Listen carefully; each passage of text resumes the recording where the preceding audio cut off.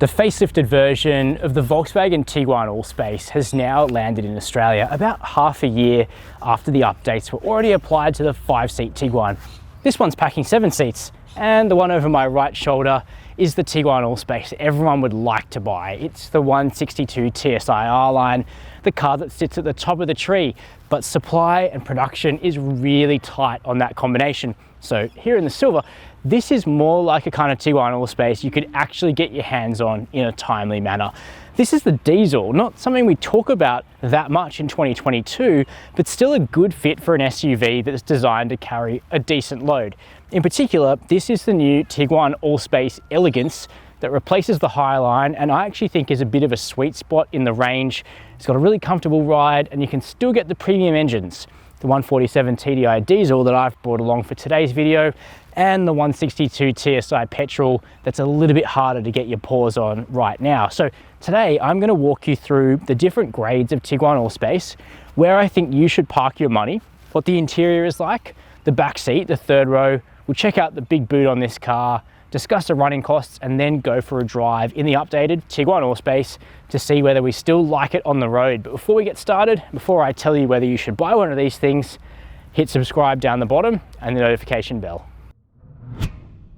In terms of the 4,000 Tiguan Allspace units that are currently on their way to Australia, the majority of them are the base model Life grade, and those cars have cloth seats with manual adjustment, but otherwise a pretty nicely appointed interior with modern wireless smartphone mirroring technology, navigation, and a digital cockpit, all standard. It's when you start adding more premium features, things that take more semiconductors and chipsets to work, that's when supply starts looking dodgier. That being said, out of the 147 TDI and the 162 TSI, it's the diesel which is going to be in better supply, and this model is the lowest spec diesel there is, and it is the luxurious Tiguan Allspace Elegance.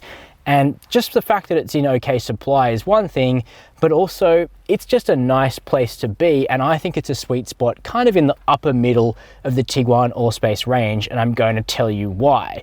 But first, I'll let you know one of the main reasons the R-Line is difficult to get your hands on is actually that it has a specific seat. It's not that much sportier than the Elegance seat. In fact, the shape of them is almost the same, but it has different upholstery and it has slightly different electrical mechanisms within it, and those things are both in short supply, making it difficult for Volkswagen to bring enough R-Lines to Australia. Here in the Elegance though, it's not really like you're missing out, because you already have quite a nicely bolstered seat that is really comfortable to sit in and holds you in well in the corners. Plus, we have Vienna leather upholstery, which is hardy enough to clean when your kid spills something on it, which they're going to, but it still looks and feels luxurious. You can get black, but you can now get a really nice light grey interior option. You could get kind of a two-tone black and grey option on the old Tiguan. Virtually no one did in Australia, but I'm hoping some of you people watching this video will option the grey leather, because it is actually really nice. But this car has the charcoal instead with a bit of grey piping. It's dark, but mixed with the light headliner, it does mean the cabin isn't too dark in the Allspace, which is good. There's an optional panoramic sunroof. Supply of the chipsets for that are a bit dodgy. It costs about $2,000, so I'd probably make peace with having a slick top fixed roof Tiguan Allspace to get one a little bit sooner. What else are we looking at here? Well, this steering wheel is new. We've got Volkswagen's new logo on it, and if you go for a Life or an Elegance grade, you get physical buttons on the steering wheel that work a lot better than the touch capacitive buttons in the R-Line. So that's a win as far as I'm concerned. We still get paddle shifters behind the wheel for the wet clutch DSG automatic transmission in this car. The tech package has had a few bumps, so there's now wireless Apple CarPlay and wireless Android Auto as standard in this car, and down here in front of the shifter we also have wireless smartphone charging. But Volkswagen's own software on the screen is good. The screen feels snappier than the newer one used in the Mark 8 Golf, and we still have dedicated climate controls down here, even if they are slider and touch driven rather than knobs and switches like in the old car. In front of us, we've got a digital cockpit where you can put a map, you can put trip data, media. It's nice and customizable and clear, and it looks good. Really, the only option you need to think about is the sound and vision package, which bundles Harman Kardon premium audio with a head-up display.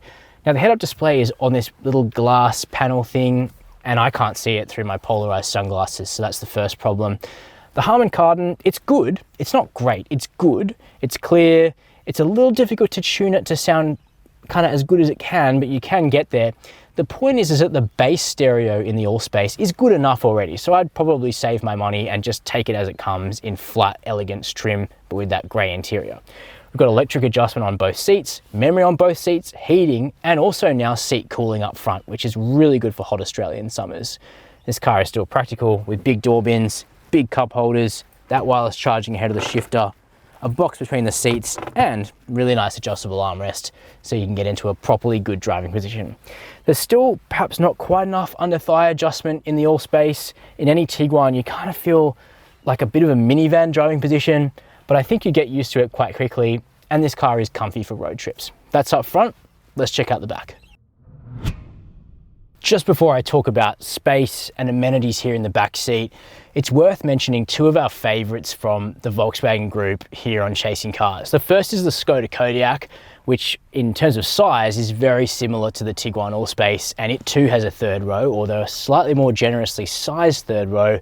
Some also think it's a better looking car. There's no diesel available in Australia for the Kodiaq anymore. That's one thing to think about. The other thing is that the Kodiaq is built in Europe and supply is even tighter than the Mexican-made Allspace. So if you want to get into a car sooner, there's likelier to be better supply of the 7-seat Tiguan than the Kodiaq, even though we do actually prefer the Kodiaq by a little bit to this car. That said, Tiguan Allspace is hardly crappy, it's just that the Skoda is really well executed. The second car I want to mention is a Passat wagon, and it is worth considering that car if what you want is a really big boot but you don't care about having a little third row. However, if you often carry other people's children, you want to stash them back there far away from you, then the Tiguan Allspace is definitely worth considering, particularly because we don't get the Atlas in Australia, which is Volkswagen's big 3-row SUV that they sell in America and a few other markets like China. But back to the car we're supposed to be looking at, the Tiguan Allspace. Let's check out the back seat. So I've got this seat slid to the back as if I didn't need people in the third row, and you can see it's cavernous. Legroom's amazing. I'm 6 foot, headroom's really good. No sunroof fitted to this car, that helps. Tow room is fine. You could get someone in the middle position, although there's quite a big hump in the floor supporting the all drive system on this car. We also have air vents, separate temperature zone to up front, seat heating in the back, USB-C charging, and a 12-volt socket that you can use as you like. We've also got these sort of flaps to put stuff in, but no more of those cool aeroplane style tray tables that there was in the pre-facelift Tiguan. I personally really liked those. But with all those features, 58 grand for this diesel Elegance feels like quite a lot of car for the money. I actually think the value of money on offer is pretty reasonable. You can let me know what you think down below. Some harsh materials here in the back. Up front, it's a little bit nicer, but this is where the kids go. You go up front, where it is a little bit more premium, I guess. We also finally have an armrest, 2.5 cup holders, and I mentioned the seats slide. They do so I could come quite a bit forward, still find it livable, and then you'll kind of have a shot at fitting people in the back. I'm gonna cram myself in there now and see if I fit. Well, it's not designed for 6-footers. The main issue is the height of the seat and the height of the roof. So my head's touching the roof. In terms of getting back here, it's not the worst, although the big piece of the backrest here is set up for left-hand drive. But if I bring that back to a spot where it's not going to crush the legs of the people in row 2, I know you can't see this, but my legs are hard up against the back of the seat. So this is absolutely a kid-only zone. The third row in the Skoda Kodiaq is a bit bigger. It's a bit better thought out. I can get back there just. And then in vehicles like a Volvo XC90, a lot more expensive than this car, I'll give you that. That's a proper adult size third row. So the Tiguan, it's a mid-size SUV. It's not that big outside. And so this is fine if you accept that it's probably only going to work for kids up to maybe 12, 13. If your kids are getting older and bigger than that, you're really going to need to look at a larger vehicle than this. I've come back to the rear side of the Allspace R-Line because I just want you to see these high series tail lights that are used on this particular type of Allspace. These got a really nice kind of animation in them. They click clack, Volkswagen says, between this shape of light and a different one when you're on the brakes. These are currently fitted to the Elegance spec as well, but they'll soon be deleted as there's actually semiconductor issues affecting these tail lights too. So if you want the coolest looking lights, you will have to get in the queue for an R-Line. But we now have the centered Tiguan badging on the Allspace, simplified kind of grade badging, well, not really grade, we've got Allspace here, 4Motion on the other side. I think it looks quite clean. These exhaust garnishes, there's no tips in there, they're just kind of something to look at, I guess. But as well as the dinky third row, the big selling point of the Allspace is that it's got a larger boot than the 5-seat version. The short wheelbase is already pretty good for cargo space, but you get a bit more in the Allspace, and of course, this third row. Now, putting that down is nice and easy, apart from when you've got the rear seat in its reclined position. So you've sort of got to work out the recline properly to get that to fold. As you can see, there is this insert here to make the boot more flat. You can ditch that, but underneath it, you've got space for the Space Saver spare wheel, which is good. And then you've also got your cargo blind, which can be stored kind of neatly rather than just tossed in your garage, which I guess is nice. We also have the ability to fold the second row seats from here.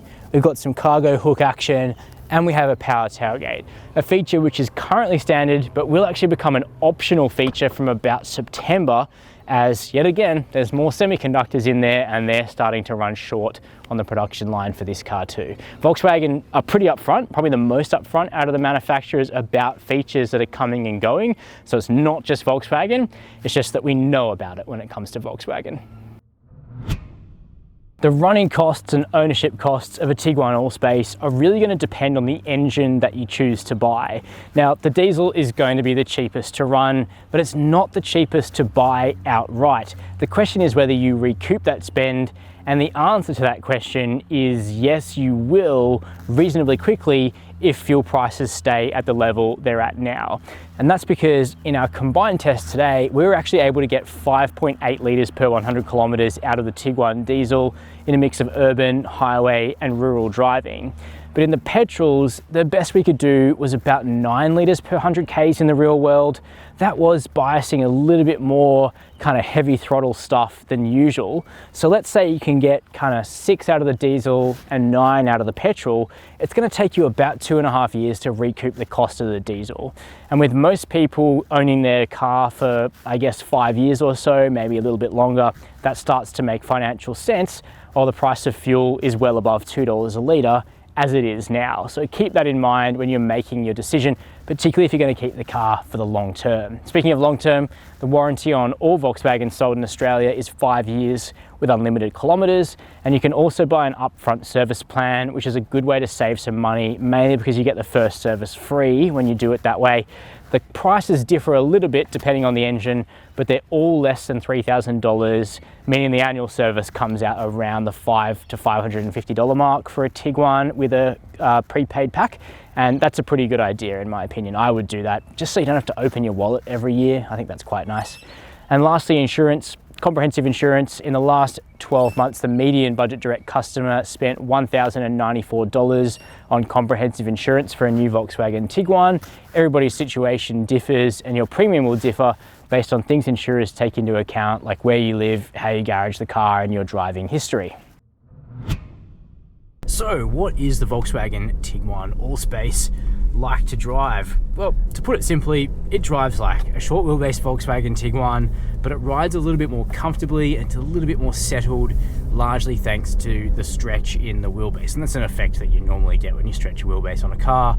It just doesn't have that kind of, I guess, shorty, stiff kind of feel, and instead it's got the ability to breathe a little bit better over bumps, and that's exactly what you get as the effect in the Allspace. It's a more comfortable car than the regular Tiguan, but it was already starting from a really high base because the Tiguan has among the best, if not the best, ride and handling attributes in the midsize SUV segment, and that's something we found on our recent midsize SUV mega test, where the short wheelbase Tiguan 162 TSI R-Line actually came second out of 12, which is a pretty good result.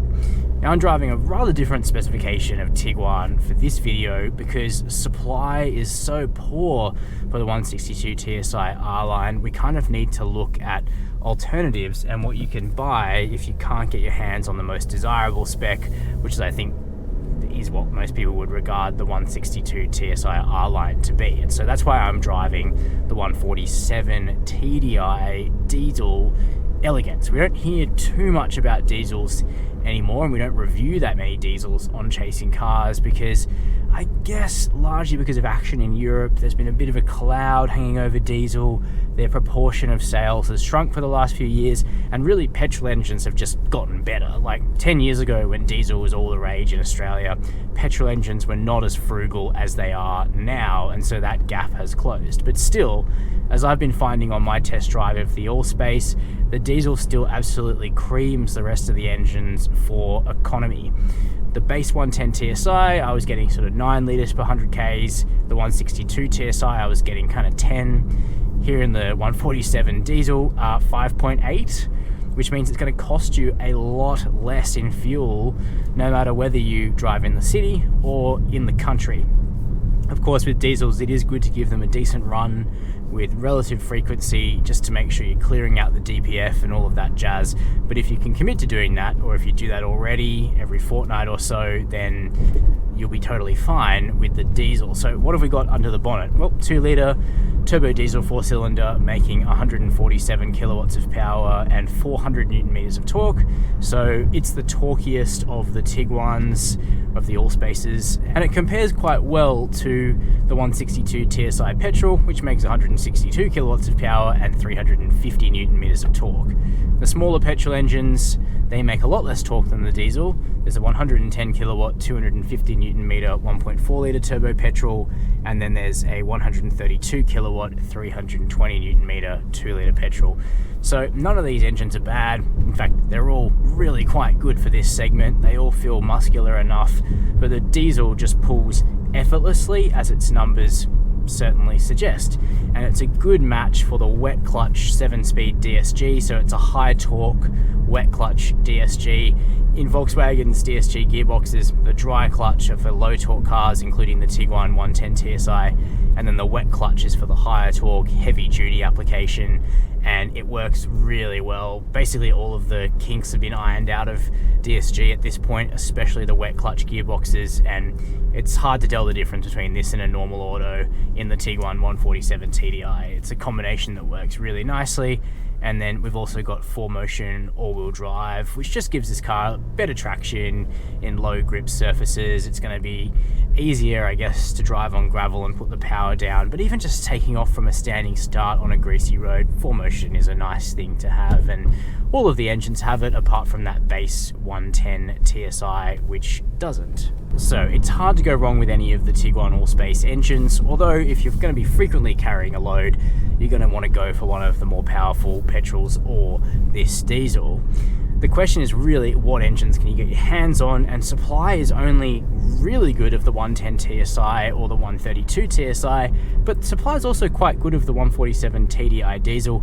It's the 162 TSI that Volkswagen are struggling to get their hands on, apart from in that new Adventure spec, which has manual cloth seats and 17-inch wheels outside, but the big petrol, so a bit of an oddity, but a car I'm looking forward to driving. If you want a luxury spec Tiguan, so an Elegance or even an R-Line, a diesel is more likely to arrive in your hands before the petrol.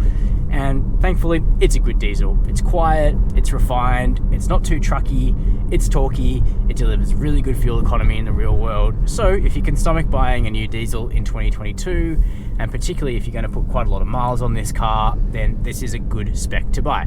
Particularly because the 147 TDI Elegance rides the best out of all of the Tiguan Allspaces. The same would be true of the 162 TSI Elegance as well, because what we have here is 19-inch wheels and standard adaptive dampers, so slightly smaller wheels and cushier tyres than the R-Line, and that really delivers on broken up pavement, which Australian cities have plenty of, and you find plenty of in the country as well. So it really smooths out the ride. Comfort mode is your best bet for the dampers. They got 3 stages. Normal's okay, there's actually a little bit of fidget in normal mode. Sport's a bit too stiff for most Australian road surfaces, but comfort is great. It just dials out the top layer of the road, but body control stays decent, and that's where you're going to be happiest for most of your driving in the Tiguan Allspace, I would think. But then we've got planted dynamics, we've got decent steering, not a huge amount of fuel, but the weighting's about right, and it's direct enough. I've certainly felt quicker steering before, but I think it's direct enough in the Tiguan Allspace. You know what the front wheels are doing. This is an easy car to drive either in town, or you can hustle it along because the chassis underneath you is actually really quite decent. It's an MQB car, like a Golf, and they're all pretty good to drive. Certainly near the top of the class for dynamics. And as we found out with the short wheelbase Tiguan, when we did the Moose test on our recent mega test, it absolutely blitzed it. It really holds its chassis together well in emergency maneuvers, and that makes it feel safe and competent and expensive to drive behind the wheel, which is important for a premium or semi-premium car like this. Visibility out is also good. Big mirrors, big windows, good view out the back, good glass house, and a whole bunch of important safety features, and that's really the main spec change with the Allspace between the pre-facelift and the facelift. So all cars now have the IQ Assist safety suite, so we've got stronger processing power for the adaptive cruise control and lane keep assist. It really holds you in the center of the lane. We've got a capacitive steering wheel, so you don't have to constantly jiggle it on the highway to remind it that you're alive. Instead, just having a live hand on it is enough, and it can tell that you're there and you're monitoring what the car is doing. And it's tuned well, which is just as important, if not more so, than having the technology, because you're more likely to keep it turned on and working to help you.